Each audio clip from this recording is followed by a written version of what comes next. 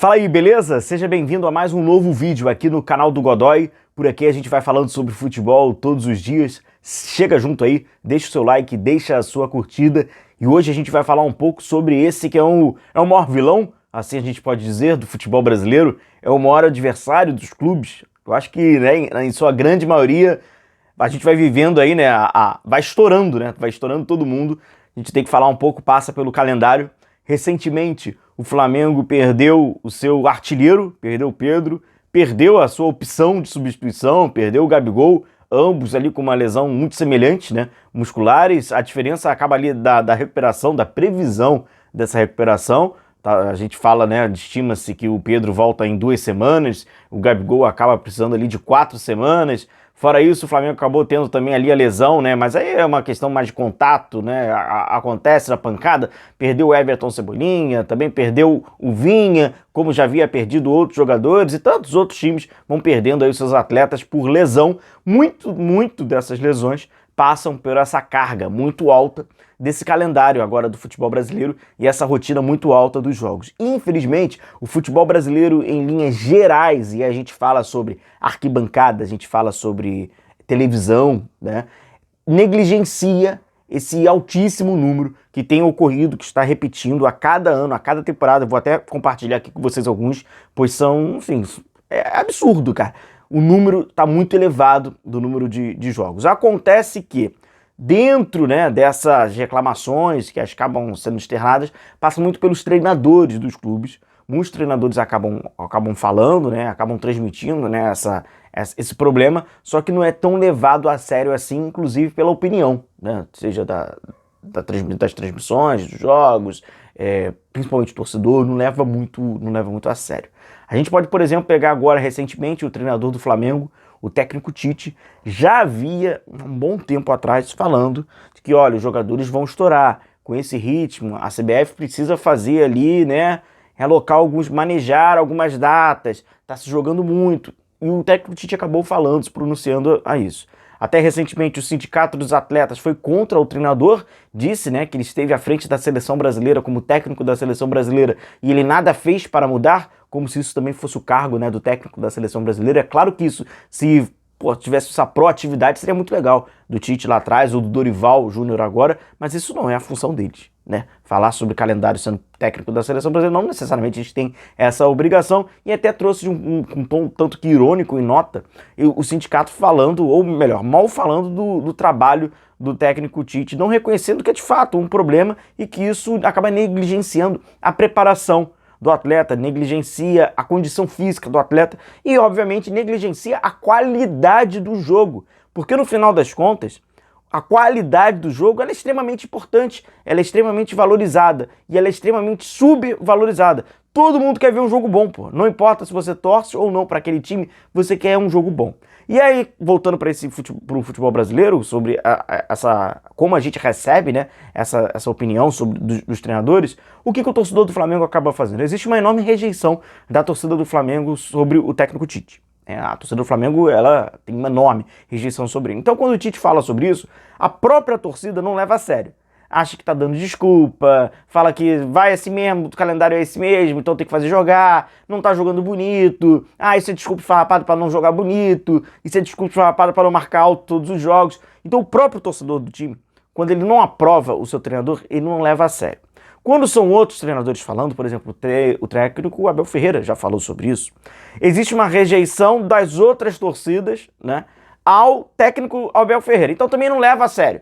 Ele é reclamão, ele é chorão. Então, enfim, fica aquele famoso todo mundo olhando pro seu umbigo. O técnico Kudê também falou, mas é aquilo. Enquanto a bola não está entrando e o treinador acaba passando por esse tema que ele tem o seu valor, independentemente de qual o seu resultado final, qual o seu resultado, perdão, após os 90 minutos, o resultado final de uma partida, cara, esse tema ele tem que ser falado, não leva a sério. O Kudê tá mal, tá dando como desculpa. Aqui no futebol brasileiro, culturalmente, a gente tem uma certa resistência, até por uma certa distância da realidade do cenário do futebol brasileiro, da alta performance, sobre essa questão de calendário. Você certamente, se não for você, por exemplo, você conhece alguém que fala que é frescura. Porque os caras são milionários, aqui se associa muito a quanto o jogador recebe para o número de jogos que pode ser feito, é uma associação que não tem nada a ver. Culturalmente, a gente tem essa falsa impressão. Até sobre esses treinadores, recentemente eu até compartilho aqui com vocês. O Abel Ferreira falou, né? Se vocês querem jogos com intensidade e ritmo, tem que dar tempo. Em 2023, o Manchester City foi a todas as finais e fez 63 jogos. Nós estamos no meio do ano e temos 40. É um absurdo o número de jogos que temos aqui. Eu vou até mostrar para vocês um gráfico sobre a temporada de 2023, fazendo até esse paralelo, tá? Não apenas ao Manchester City, mas sobre o futebol mundial, e aí vocês vão ter a referência e a realidade do que acontece no futebol brasileiro. O técnico Kudê, ele também acabou passando por esse tema quando estava à frente do Internacional. Jogadores cansados não vão jogar igual. Sempre falei o mesmo. Desde 2020, o que acho campo ruim e jogadores cansados. É a minha opinião, é a minha humilde opinião. É o que posso falar. Contra o futebol brasileiro é isso. Campo ruim é muito difícil mostrar o melhor que tem no futebol brasileiro, o que é a técnica. Também existe um certo negligenciamento do futebol brasileiro sobre campo, pois aí também acaba se falando sempre assim. O campo é ruim pros dois. É o famoso campo é ruim pros dois, então bota todo mundo pra jogar.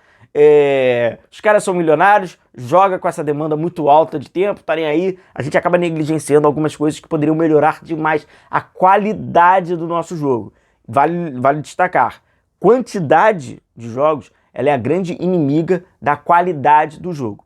Claro que a Globo, o Premiere, enfim, quem tem os direitos sobre a transmissão, não vai entrar muito profundo sobre esse tema, porque para eles é ótimo ter muito jogo. Você preenche a sua grade nacional, a sua grade local, dá esse entretenimento que é consumido numa massa, numa escala enorme, e você consegue negociar contratos. Quanto mais jogo você transmitir, mais grana vai entrar. Então é claro que a Globo, Premiere, enfim, esses canais que têm esses direitos, quando eles entram para esse tema, eles não vão se aprofundar muito, eles não podem ser tão contra assim a esse grande escala de número de jogos. Então, se você parar para observar, essas emissoras, né, esses veículos que acabam transmitindo os jogos, eles praticamente não batem muito nessa tecla, porque aquilo, quanto menos jogo você transmitir, menos talvez você vai conseguir arrecadar desse produto, porque não se arrecada pela qualidade. Se eles vendessem qualidade, com certeza eles iam debater. Eles vendem quantidade, e aí não importa a qualidade do jogo, afinal de contas nós somos apaixonados por futebol, então a gente vai consumir qualquer porcaria. Um jogo porcaria, tecnicamente,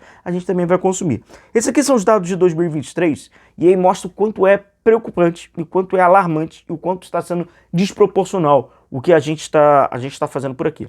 Esses aqui são os 20 times com mais jogos das principais ligas da temporada 2023 e 2024. E olha o que acontece, o resultado final. Os times que mais jogaram são times brasileiros, cara. O Fortaleza fez 78 jogos, cara, na temporada de 2023. E aí em segundo tem um empate ali envolvendo Corinthians e Palmeiras.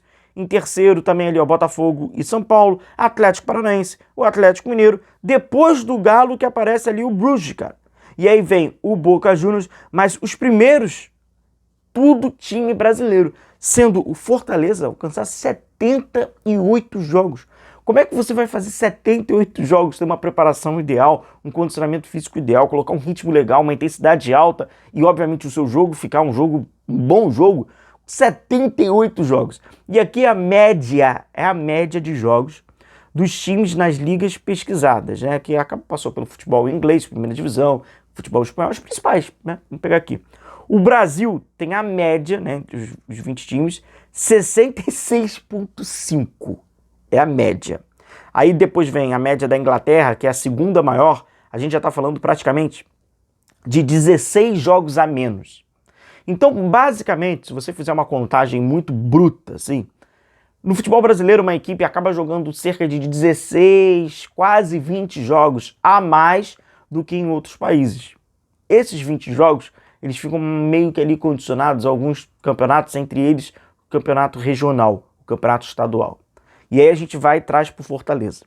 O Fortaleza joga os 38 jogos do Campeonato Brasileiro, ele joga a competição internacional, né, seja a Copa Sul-Americana ou até mesmo a Copa Libertadores, ou a Copa Libertadores e a Copa Sul-Americana. A gente está falando, se chegar numa decisão, por exemplo, a gente fala de um número elevado de jogos, né, praticamente, né, 6, 8, 10, 12, praticamente de 13 jogos.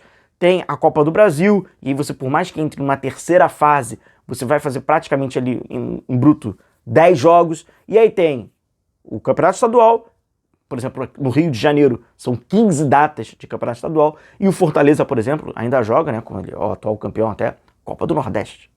Então quando você junta tudo isso, você vai bater quase 80 jogos, sendo que no calendário de 2025 ainda teremos o Super Mundial, os clubes que ainda irão participar, e ainda o campeão da Copa do Brasil, o campeão brasileiro, o campeão da Copa Sul-Americana e o campeão da Copa Libertadores, eles ainda fazem aquele jogo, né, aquela finalíssima, né?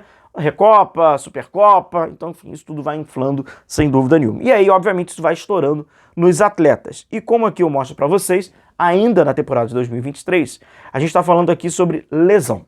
Que é o ranking do DM, né, Departamento Médico, por clubes. Confira quem mais teve jogadores no Departamento Médico na temporada de 2023. E aí que tá aqui, cara.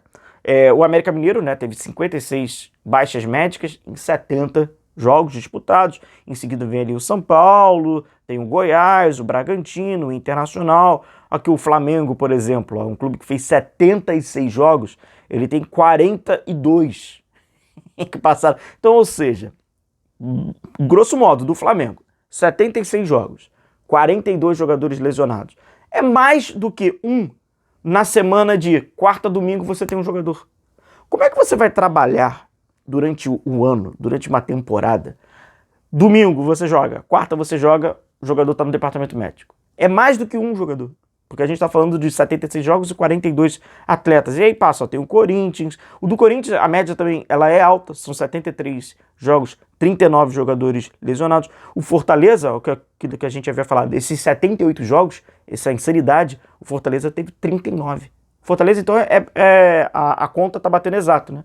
Jogou domingo, jogou quarta, se machucou um. Jogou domingo, jogou quarta, se machucou um. E aí tem alguns clubes que tem a média ainda maior, né? A média ela acaba se tornando ainda maior. Por exemplo, o Grêmio, a média está maior. O Botafogo, a média está maior. Tem vários clubes. Aqui, por exemplo, tem um destaque até o do Palmeiras, pois fez 73 jogos e teve, digamos, em aspas, né, apenas 26 jogadores no departamento médico. O Fluminense jogou 72 vezes e teve apenas 25 jogadores. Isso também pode passar, que na época a gente estava falando do Fernando Diniz, à frente do Fluminense, claro, a gente está falando do Abel Ferreira à frente do Palmeiras. O reconhecimento da comissão técnica sobre o grupo de jogadores. Quanto menos troca você também promove, mais aquela comissão ela vai permanecendo, mais ela entende e consegue diagnosticar as necessidades individuais de cada atleta. Então, teoricamente, há ali uma simbiose melhor e que facilita também. Pois muitos desses clubes trocam demais os treinadores, tendo 2, 3 treinadores por ano, e essas trocas elas se relacionam, né, com esses problemas também de preparação. Fala-se muito pouco, arranja-se muito, acha que é muita desculpa, esbarra muito na nossa forte cultura do futebol brasileiro, de um dos principais adversários hoje do nosso futebol. Seja sobre a estética do jogo, sobre a preparação do jogo, o calendário do futebol brasileiro. Grande abraço, deixe seu like, você que ainda não está inscrito aqui no nosso canal, inscreva-se aqui no canal do Godoy e a gente fala diariamente sobre futebol. Tamo junto, um abraço.